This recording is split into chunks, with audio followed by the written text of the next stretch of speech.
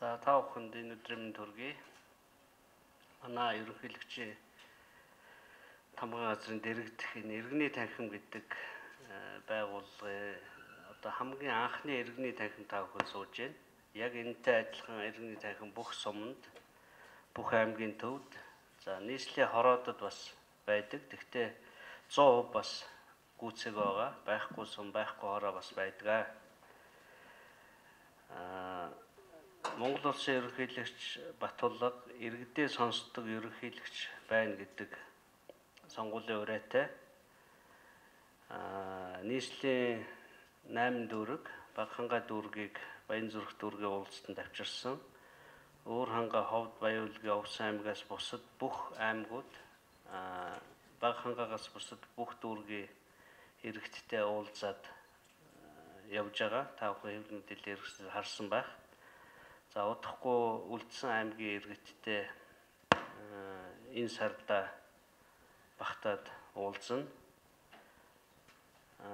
Өчигдөр улсын хурлын хаврын чуулганы нээлтэнд эдгээр уулзалтынхаа дүнгээр төрийн бодлого болгох ёстой асуудлуудаараа тэтгэвэр тэтгэмж, хөгжлийн бэрхшээлтэй иргэдийн тухай, үндсэн хуулийн 6-гийн 1 буюу баялагын тэгш барилтын тухай, офшор дансны тухай, цаазын ял, хүүхдийн мөнгө зэрэг асуудлуудыг хөндөж үг хэлсэн та бүхэн үзсэн байх.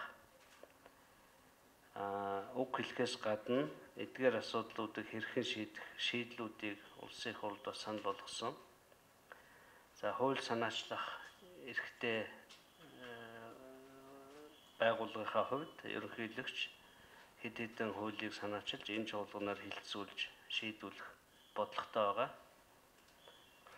За хөдөө орон нутгаас ирсэн радио, телевиз сонин сайтын сэтгүүлч хэвлэл мэдээллийн байгууллагын ажилтсан та бүхэнд энэ өдрийн мэдээг хүргье. За ерөнхийлөгчийн тамгын газраас орон нутгийн хэвлэл мэдээллийн холбоотой хамтран жил орон нутгийн 100-аас сэтгүүлчдийг зохион байгуулалтыг уламжлалтай юм байна. Тэгээд энэ хүрээнд энэ уулзалтуудыг зохион байгуулж байгаамаа.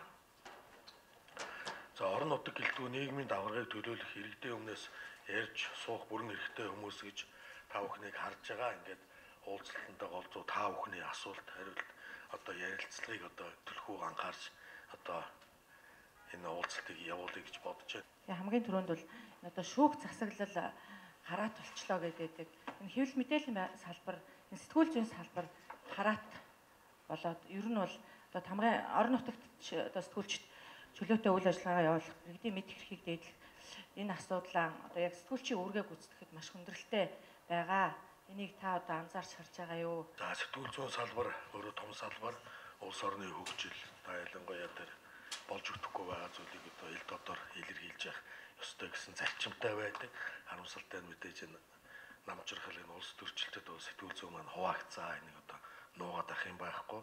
Зөвхөн хууль санаачлах эрх нь бол хурлын гишүүд болон бусад хүмүүст байдаг.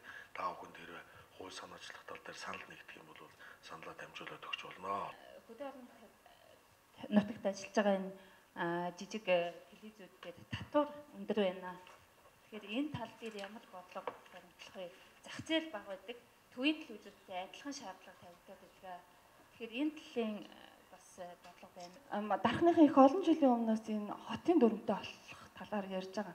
Хотын дүрмээр болохын учир нь болох тэр энэ орон нутагт үйл ажиллагаа явуулж байгаа төв нь салбар байгууллага, төв нь болоод Улаанбаатар та салбар байгууллагад орж ирж байгаа энэ мөнгийг орон нутагт нүлдэх тал дээр ядаж энэ дээр нь үнжих тал дээр юм өөрчлөлт оруулах, зохицуулт их юм саналаа да.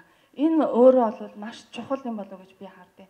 Учир нь энэ болох тэр орон нутгийн хэвлэл мэдээллийн байгууллагууд өнөөдөр яаж амьдарч байна гэхээр одоо сошиал их одоо дэлгэрсэн учраас ихэнх хувийн хвшлийн байгууллагууд маркетингдээ зориулж мөнгө зархаа бараг болцсон.